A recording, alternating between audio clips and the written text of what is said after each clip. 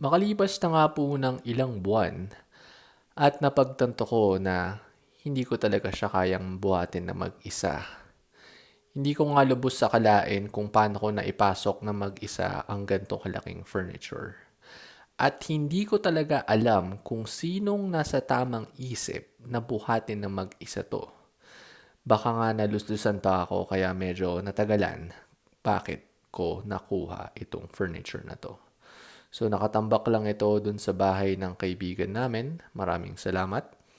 At napag-decide na ngang ibalik dito sa bahay namin. Kaya ito, minamaneuver na po namin at tinitignan kung paano namin mailalabas.